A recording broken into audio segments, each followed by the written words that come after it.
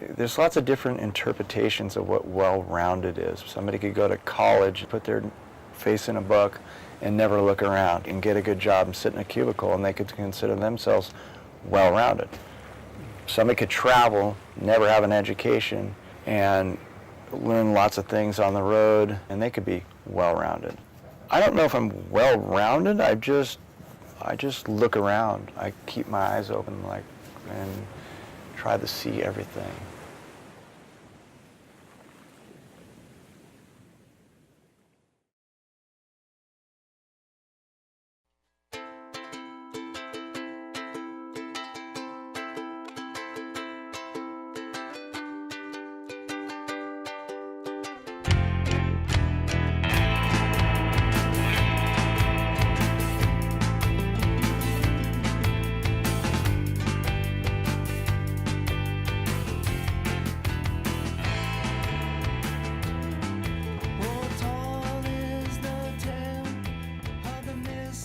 Traveling is where it's at. It's like, I love being on the road. Home's cool, but it's just, to me, it's just kind of a base. But this is where I'm most comfortable.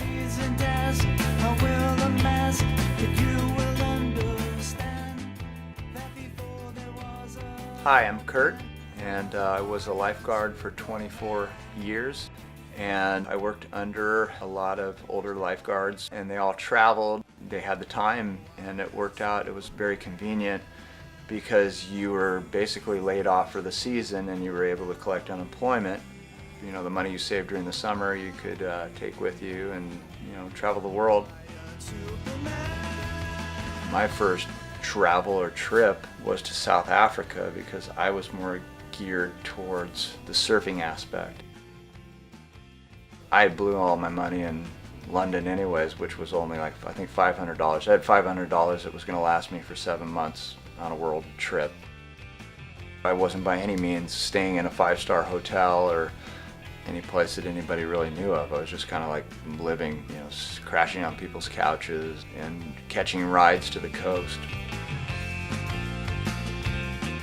I've been traveling for close to 37 years. I've been a lot of places. I've been to Europe, been all over Central America, and have been on the African continent and various South Pacific islands.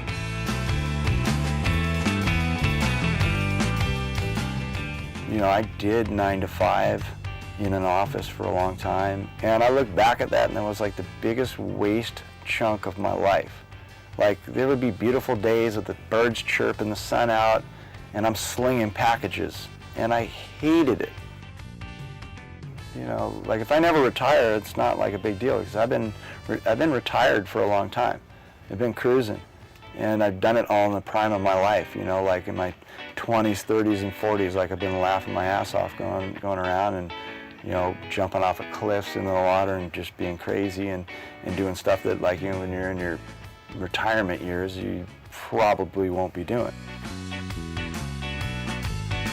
Got into photography. When we do trips, I try to get clients to go on the trip, because I get paid to kind of travel around and promote their product.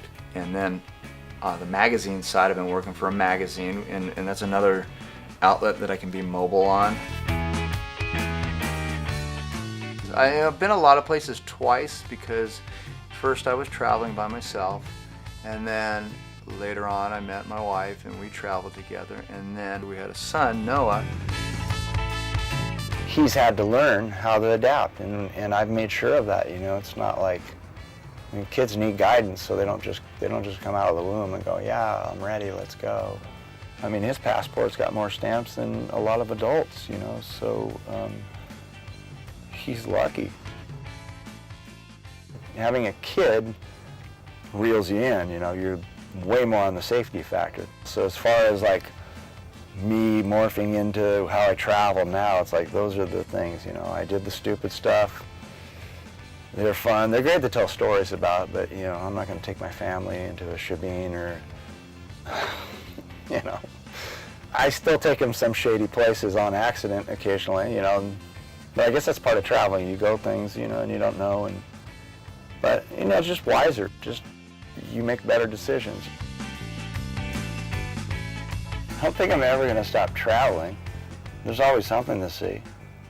I'm pretty sure that nobody in this world has been every place they've ever wanted to go to. I guarantee you. If they said they were, they'd be lying. If I was to give anybody any advice on any travel, even if I haven't been there, is to go trip out on the culture and go around the corner, go, take a walk where most people wouldn't go and see what you see.